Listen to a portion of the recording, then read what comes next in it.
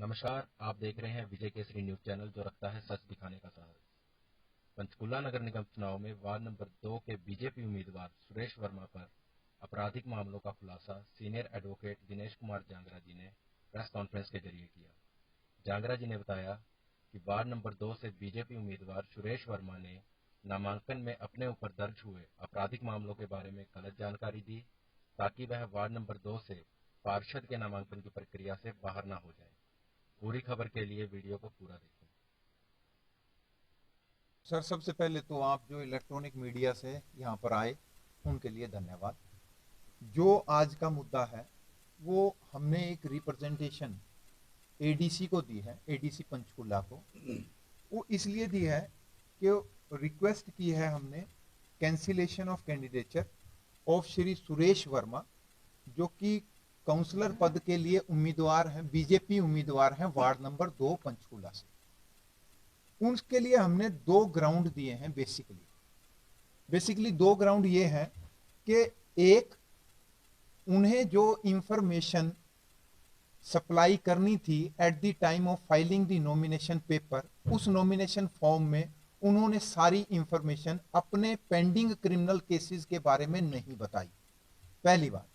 दूसरी, जो honourable supreme court of India की गाइडलाइंस हैं इलेक्शन से संबंधित और जो कि फॉलो करनी होती हैं हर एक कैंडिडेट को और पार्टी को, वो फॉलो नहीं की गई। तो इन दोनों ग्राउंड्स पर हमने उनका कैंडिडेचर का कैंसिलेशन मांगा है।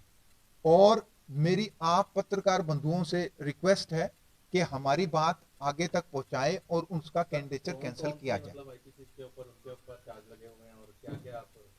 हाँ सर, अब वो मैं 2 ग्राउंड आपको डिटेल में बता देता हूं सर। बस सिर्फ सर यूं है कि उनके खिलाफ एक एफआईआर लॉज है। वो एफआईआर नंबर 73 है, डेट है 17 फरवरी 2013, सेक्शन है 457, 380 एंड 411 ऑफ आईपीसी। सर, उन्होंने जो डिस्क्लोज किया, अब उन्होंने जो अपना फॉर्म भरते हुए डिस्क्लोज किया है, वो एफआईआर नंबर 73 तो उन्होंने लिखा, परंतु जो सेक्शन उन्होंने मेंशन किए वो 379 एंड 411 आईपीसी किए। मींस उन्होंने सेक्शन 457 और 380 इंटेंशनली छोड़ा। क्यों? उसका रीजन है सर, उसका रीजन ये है कि जो उन्होंने सेक्शन मेंशन किए हैं ना, उन सेक्शन में सजा जो है वो मात्र 3 साल है, जबकि एफआईआर में जो सेक्शन है 380 और 357 में 14 इयर्स तक की पनिशमेंट, 457 आईपीसी, उसमें सर 14 इयर्स की सजा हो सकती है और 380 में 7 इयर्स की सजा हो सकती है। ये दोनों उन्होंने इंटेंशनली छोड़े हैं ताकि इलेक्शन प्रोसेस से वो मतलब बाहर ना हो पाए, पहली बात। दूसरी बात यह है कि जो honourable supreme court of India ने गाइडलाइंस दी है, जो कि हर एक जब भी इलेक्शन हो तो उसमें वो फॉलो करनी ही होती है। उसका उदाहरण यह है कि नॉमिनेशन फॉर्म में इटसेल्फ उस केस का जिक्र किया गया है जो नॉमिनेशन फॉर्म भरवाए गए हैं। तो अब बात यह है कि कौन सी गाइडलाइंस मेन है। मेन गाइडलाइंस ये है कि फॉर्म में तो बताना ही बताना है, उन्होंने साथ की साथ में मीडिया में भी देना है, वेबसाइट पर भी देना है पार्टी ने, कि ये हमारा कैंडिडेट है जिसके खिलाफ ये क्रिमिनल केस रजिस्टर्ड है। दूसरा, उन्होंने जो लोकल सर्कल में न्यूज़पेपर है, लोकल सर्कुलेटेड न्यूज़पेपर है, उसमें भी ये इंफॉर्मेशन छपवानी अनिवार्य है। यदि वो नहीं छपवाते हैं तो it's a disqualification for the candidature of any party to have the candidate on the symbol. इसके ऊपर सर कुछ ऐसा भी कह सकते हैं कि एक तरह से इन्होंने कुछ और भी एक तरह से ऑफेंस ही किया उन्होंने, किए अपनी जानकारी छुपाकर। सर देखिए, यूं है, एफिडेविट में इसके साथ एक एफिडेविट भी लेना होता है। यदि एफिडेविट में वो पूरी तरीके से जानकारी नहीं दे रहे हैं या आधी अधूरी जानकारी दे रहे हैं, तो it is itself offence under IPC. तो एक ऑफेंस ये भी उन्होंने कमिट किया है। तो हमारी ये मांग है इलेक्शन कमिश्नर हरियाणा से, एडीसी जो आरओ हैं यहां के म्युनिसिपल कॉरपोरेशन के इलेक्शन के, कि इनका कैंडिडेचर जो है कैंसिल किया जाए, क्योंकि ये इलीगल है on the basis of the documents we have given. हाँ जी सर, देखिए यूं है कि जब तक मेरे पास कोई इंफॉर्मेशन ना आए या मेरे पास पुख्ता सबूत ना हो, मैं किसी के खिलाफ नहीं बोल सकता हूं। एक र्यूमर से मैं नहीं बोल सकता हूं। तो मेरे को ये पुख्ता सबूत इकट्ठा करने में टाइम लगना था, और मेरे को लगा है। जब मेरे पास ये आ गए और जब मुझे लगा कि ये इलीगैलिटी कोज हो रही है इन म्युनिसिपल कॉरपोरेशन इलेक्शन, तो मैंने ये उजागर करना उचित समझा।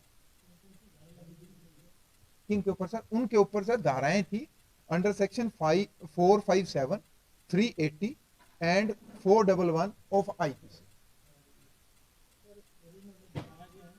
इन्होंने सिर्फ और सिर्फ बताया सर 379 और 411 आईपीसी।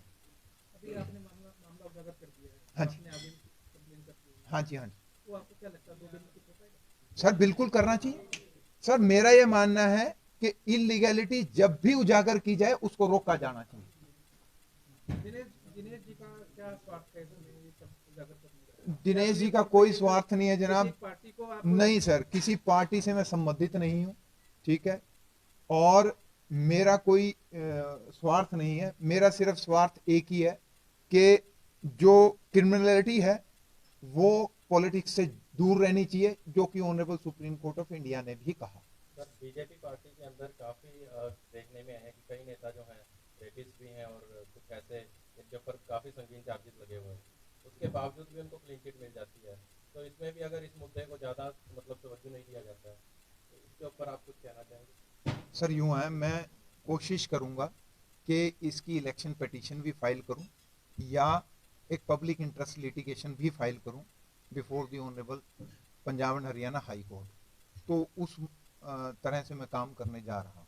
सर अगर ये जो आपने डाला है ये अगर ना होता है सर, अगर चुनाव हो सकता है बाद में ये कैंडिडेट जीत भी जाता है सर, क्या बात है सर, ये जो कैंडिडेट है इसका क्या बाद में भी इसको सर, जो इलीगैलिटी ऑलवेज रिमेन्स इलीगैलिटी, वो कभी भी मूर्त रूप नहीं ले सकती, वो कभी भी लीगैलिटी वैधानिक रूप नहीं ले सकती। तो जो कमी है सर, वो कमी है, वो देखनी चाहिए प्रशासन को भी, और जहां हम अप्रोच करें फोरम्स में उनको देखनी चाहिए। सर आप अधिवक्ता हो, 2 दिन के अंदर ये कार्रवाई पूरी हो पाएगी सर मैंने आज यही रिक्वेस्ट करी है एडीसी साहब को कि जो है ना, कल मुझे इस पे जो भी आप स्पीकिंग ऑर्डर पास करना चाहते हैं, जैसा भी आप समझते हैं कि इस पे कोई भी स्पीकिंग ऑर्डर आप पास करना चाहते हैं, वो काइंडली कर दें, ताकि यदि मेरे पास कोई और उचित फोरम अवेलेबल है तो मैं आगे जा सकूं। जैसे कि चुनाव नजदीक आ चुके हैं, बड़े-बड़े नेता यहाँ पे दौरा कर रहे हैं, हाँ जी, प्रचार भी कर रहे हैं। हाँ जी, हाँ जी। तो आपको क्या लगता है कि प्रशासन आपकी तरफ ध्यान दे पाएगा? सर प्रशासन मेरे हिसाब से सर रूल्स एंड रेगुलेशन से चलना चाहिए। और सरकार ही उनकी आप सर मैं यही तो बताना चाह रहा हूं, ये कोई मतलब मुद्दा नहीं है कि यदि सरकार उनकी है तो आप रूल्स एंड रेगुलेशन से हटके काम करेंगे, ठीक है। आप एडीसी में लेके आश्वासन मिला? सर उन्होंने हमें यही इतना ही कहा कि भी मैं अपनी तरफ से स्पीकिंग ऑर्डर जो मेरा बनता है मैं पास कर दूंगा। मैंने सिर्फ फिर दोबारा से उनको यही कहा कि आप स्पीकिंग ऑर्डर जितना जल्दी हो सकते हैं उतना पास कर दें। सर इलेक्शन कमिश्नर को हम आज नहीं दे पाए हैं, हम कल सर अपनी रिप्रेजेंटेशन पहुंचा देंगे। सर एक चीज और भी है, जैसे इलेक्शन कमीशन चुनाव आयोग ने कोविड को लेकर भी कई बातें जो है नियम बताए गए हैं, पर रैलियों के अंदर देखा है कि कुछ भी फॉलो नहीं किया जा रहा है, किसी भी पार्टी के उसमें ले लो आप, तो उसके बारे में भी कुछ बताइए। सर उसमें सर फॉलो करना चाहिए। मैं इलेक्शन कमिश्नर बार एसोसिएशन के चुनाव हुए, वहां पर अभी इलेक्शन कमिश्नर था, तो मैंने सर जितने गाइडलाइंस थी वहां पर फॉलो करते हुए ही चुनाव करवाए हैं। तो मेरा ये मानना है कि चुनाव जब भी करवाए जाएं तो इन कोविड-19 की जो भी गाइडलाइंस गवर्नमेंट ने इशू करी हैं that must be complied with.